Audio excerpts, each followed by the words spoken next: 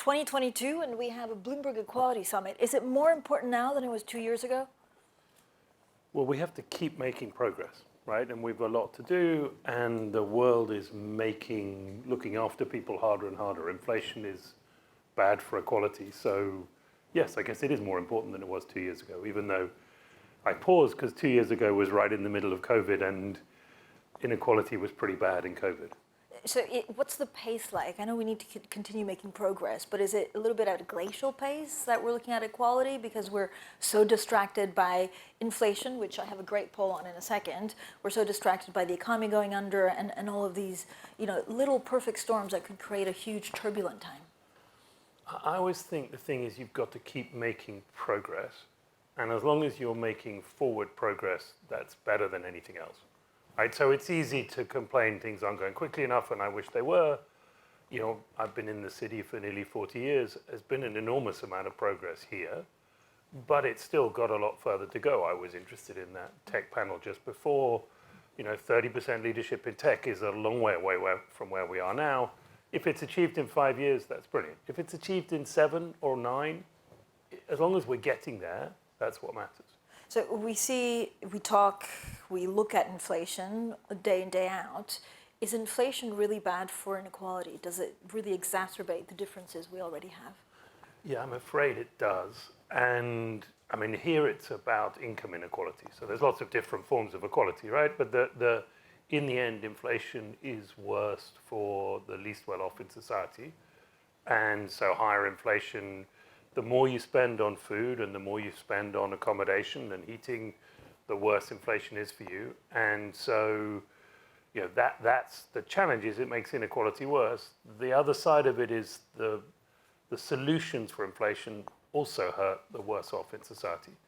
I'm afraid being rich is a protected species. The only thing that changes that is taxation on the rich, which is difficult to achieve.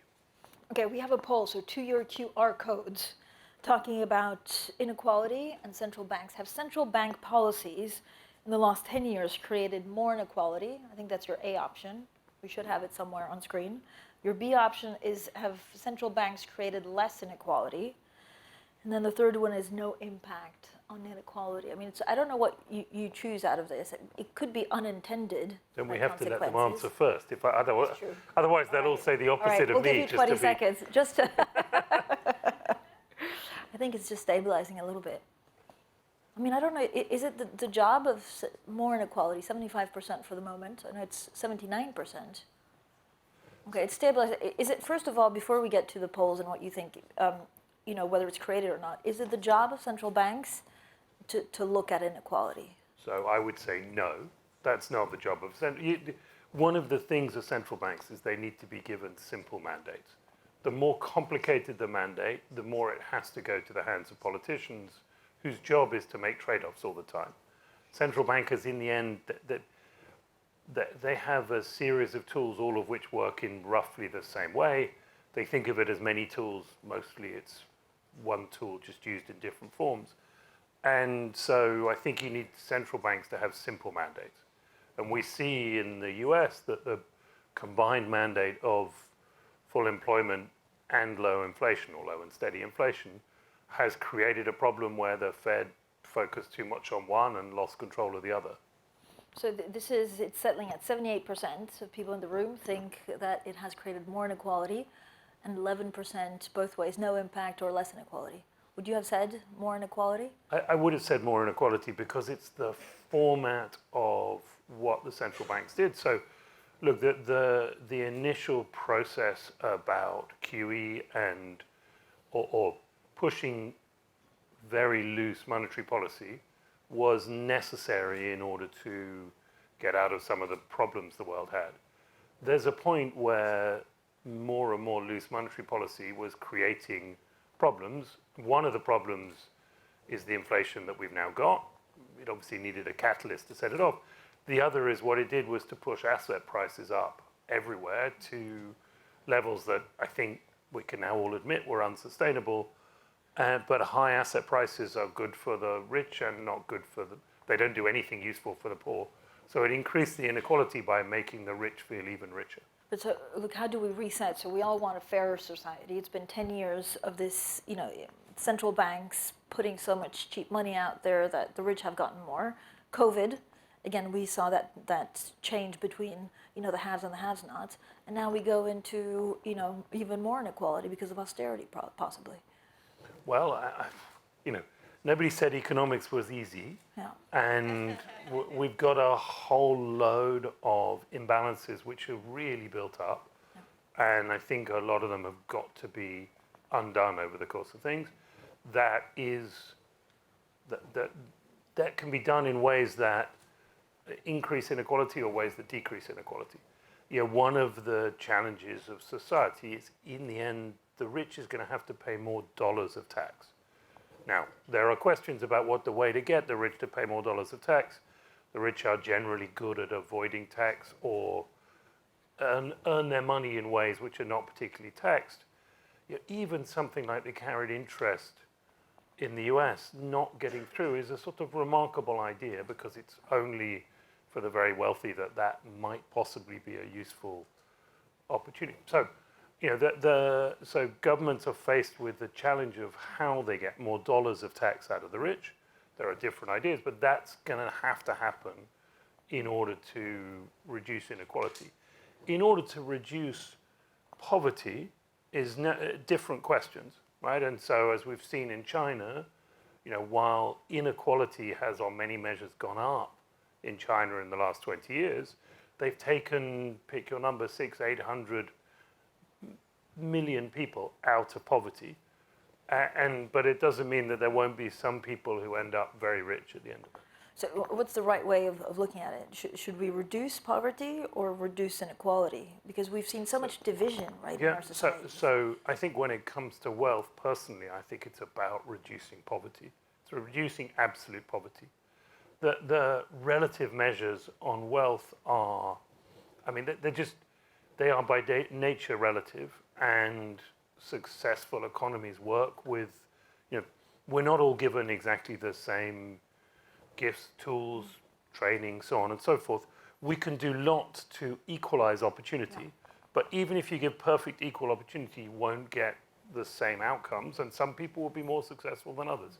Personally, I'm a believer in that's okay, and you should reward that. But what we should do is try and pull as many people out of absolute poverty as possible. Nobody should have to worry about whether they can turn their heating on, or that the form of heating they have might kill them because it's a gas fire in a small enclosed room that the fumes from that might do them more harm than the heating. So, absolute poverty is the world's real challenge, and in the end, it is the West's real challenge as well, I would say. How does inflation look like from here? So again, inflation is a direct tax almost on the ones that have the least. Does it get much worse from here? In the UK, we're at 10%. 10% is pretty bad. 10% is inflation out of control. It's 8% in the US. There's a set of maths which says it will likely come down over the course of the next 6-9 months. But I don't think we've yet seen enough central bank action to get rid of inflation. And one of the things of inflation is you've really got to, it's like a sort of fire. You've got to stamp it right out and make sure there's no smoke left whatsoever. Otherwise, it will reignite. And my worry is what is likely to happen is that central banks and governments don't want to take the immediate action. In the end, they should have taken the immediate action 2 years ago, not, it's sort of too late today, but every time you put it off increases the likely problem in the future. Which means that governments have to give back. This government needs to give back to make sure that a lot of people are supported. Is that the right way of, it's difficult to argue otherwise. Has to work out what they're trying to do. That's trying to give too much commentary on this government at the moment is a bit tricky. But in the course of sorting out deficit problems, you can focus deficit action in things which penalize the least fortunate in society, or you can focus on things which help them relatively. So that's clearly a place to focus first and foremost. The reality, though, is we've got inflation, which means we've got higher interest rates, and I don't think we've seen the highest level of interest rates yet for this cycle at all. And that naturally moves wealth around in the economy. People with floating mortgages or people with mortgages coming up for renewal are facing a significant reduction in their sense of wealth. I'm afraid that's what happens in these things. If you don't have a mortgage, higher interest rates are not that much of a problem. But how much, again, this is a huge readjustment, especially for, it's a generational, society where we're just not used to high inflation. We're not used to mortgages at like 5-6%. Yeah, it's definitely a generational question. My first mortgage had a 17% coupon, if I remember rightly. And in my career, 5% was a normal government interest rate. I learned all the tricks for how you present valued bonds and worked out duration off a 5% coupon because it was nice and easy. A 5% coupon has a 4-year duration. It was like, that was the sort of rules of thumb you learn. No rules anymore. And so that was the middle of the range. And you're right, in the last 20 years, people have got used to the idea that 1-2% interest rates is the middle of the range. History says 2% is not a high enough interest rate for the middle of the range. And so, there are plenty of individuals and plenty of businesses and plenty of governments that have taken on too much debt on the assumption interest rates would always be very low. What's that done? That they've pulled consumption forward and they're going to have to pay it back now, I'm afraid. So we talked a little bit about the government. Until last Thursday, it was, I'm sure even now, but it was certainly until last Thursday, it was the most diverse government in the UK in the last 40 years. Mm-hmm. Does that make a difference? I think it's, look, in thinking about equality of opportunity is super important. And, 30 years ago, we used to have a white male government and that was it. And to have a very diverse government shows opportunities have been increased to get into politics if that's what you want to do. We can debate whether that's a good thing to want to do, but lots of people do. And I think it was one of David Cameron's best achievements was to really broaden the people that were coming into the Conservative Party in politics. And, as you can see, there's quite an open process for getting to the top of that. So that's a good thing, and it shows people role models and opportunity. Now, it would be nicer if they were more successful role models than getting to the top and then falling over, right? But I think focusing on getting broad access to good education, broad access to getting into interesting jobs, broad access to promotion through life, we should all want 100% of society to have the chance to be the best they can be. In the UK, we have a problem with white working class boys who, are some of the part of society with the least aspiration for what they can achieve and thereby achieving very little. So one should be careful about using any physical metric as the one way to think about equality of opportunity, diversity. Every piece matters, and that's one of the challenges, right? It's like we all want to pick one thing and focus on it, and increasing gender diversity is super important. Increasing racial diversity is super important, but equally so is the thing of looking after, any of the other parts of society that don't get equal opportunity. But so that's what, just making a fairer society, and what are the priorities that is for what any government? equality is about, right? Right. And how do you achieve that? Is it apprenticeships? Like, how do you get people? I'm not a believer in there being any silver bullet that will sort all of these things out. One of the things I thought was going to come out when the person before talked about if you can get to 30%, and suddenly she started talking about that was a gender one, but you get to 30% of some equality, some minority becoming 30% in a particular operation in a business, she started talking about returns. Actually, what I've seen is if you can get to 30%, what happens is equality of voice.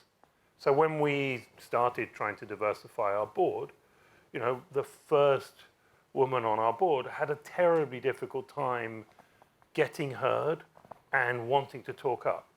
Once we got to 3 women out of 10 people on the board, suddenly it was sort of much easier, and everybody listened, and then we went from 3 to 5 and a gender equal board really quickly because it was natural. I think that type of thing, you have to get to critical mass, and you get to critical mass with a series on whatever the thing you're trying to change. It takes a lot of proactive effort, make something, and the changes are small. But if you keep doing it, you get to a point where momentum takes over, and you achieve critical mass, momentum takes over, and after that, it's easy. And that's how you get away from groupthink, I guess. Oh, so I mean that's the point from if you're in a people business, if you're in a knowledge business, which we certainly are, everybody in the city is in some form, the more different thought processes you can have into an idea, the better the likely collective answer will be. And I think one of the things when people are recruiting, they're, God forbid you leave tomorrow, the bosses at Bloomberg will go, okay, we need somebody to replace Francine, and they will have, okay, let's pick somebody, they're going to naturally think of somebody that's exactly like you, right? Funny. Now, you're very good at it. Well, exactly. You could choose the list of criteria. Not paid enough, but that did it. The thing is, because they're looking for somebody who can replace you immediately tomorrow. And if you want somebody to replace someone immediately tomorrow, you naturally hire in their image. Because that's you create a Francine-sized hole, and therefore a perfectly Francine-looking person is the natural replacement. What we realized and try to do now is to not think about who's the right person to hire to fill a gap today, but rather who is the person we can hire that in 3 years' time, this team will be more productive. And it's a sort of subtle but actually really important leap in mentality, because that gives the person time to pick up the specialist skills that, the next person that takes over from you won't be as practiced at doing the things you do because you've been doing them. But will they in 3 years be part of a good team? That's how, and it's collective IQ is much better than individual IQ. But that's hard because it's also looking at the trends of what happens to your business in 3 years. Yeah, but you should be thinking ahead in running a business. You should be at least 3 years. Like sort of, I mean, it's not easy to get to this job. It's not supposed to be easy when you get there, right? If you are leading an organization, even if you're just leading a team, you've got there because you hopefully have shown some special skills, not just survivability. And what's one of those things is about how do you build a team and how do you keep the team operating together. But a really important thing shouldn't be looking at your feet every day and what's immediately here, but looking up and looking ahead and thinking about how is this team going to be in 3 years' time. So certainly we have a regular session at the firm level, but all the way through to different areas where talent planning, talent mapping, where you're looking, what you've got today, but where are the gaps? Where are the opportunities? Who are the people you can progress? What do we need to do and how is the team going to look in 3, 4, 5 years? And that's where you should be thinking about people and creating futures for them. Look, if you look at UK financial services, so you're part of Progress Together, which basically tries to bridge this inequality economically, so different backgrounds. Yeah, exactly. Are you? I mean, is it frustratingly slow? So that's a new initiative because, if I look over my time in the city, I've said it often, it was a horrifically misogynist and non-diverse place when I first arrived in the city, and it's got further to go to be fully diverse, but it's come a long way. Against that, sort of social mobility has in some ways gone down in the city over time. Part of the sort of academic achievement thing that whatever the last 20, 30 years has been more and more everybody has to go to university, and of course you couldn't possibly hire even an assistant for your business who hasn't been to university, and what that does is take away a lot of opportunities with social mobility. The sort of what used to be joked about of the sort of Essex Barrow boy, not even sure what a barrow boy is anymore, but sort of was one of the groups of people in the city, and that got phased out by the sort of urge towards higher and higher education achievements. And what we know in social mobility is, that there are parts of our society who don't even imagine going to university, and so you need to do things to create pathways for them into university, pathways into good university, but also pathways for them into the city. And I think, we can definitely do better. I'm always frustrated when, you hear people say, oh, it's only the Eton and Oxbridge people who end up running businesses. I'm not one of those people at all. You can do it, but we should make it easier for people to come in, and, social mobility is an important part of it. But whose job is that? Is it public? Is it private? I think all of these things need both, right? I mean, in the end, if you get into a position of leadership, I think your job is to leave, maybe it's all of our job is to leave the world in a better place than when we started. But in the end, when you're young, it's about trying to earn enough money to eat a hard meal every day or 2 meals a day, and then it's about getting some savings. And there's that Quaker expression, I'm not a Quaker, but the sort of idea of spend a third of your life learning, a third of your life earning, and a third of your life giving back is a nice concept. In the end, we have to balance our lives. But when you get into a leadership position, if you are then selfish, well, bad on you, right? The more of a leadership position you get into, the more you should think about helping the people in your team and the society around you, because you're given a platform where you can do it. And so, yeah, I think all of the leaders in the city should be thinking about what they can do, should be involved in giving money back to charity, involved in as many different ways of leaving society in a better shape.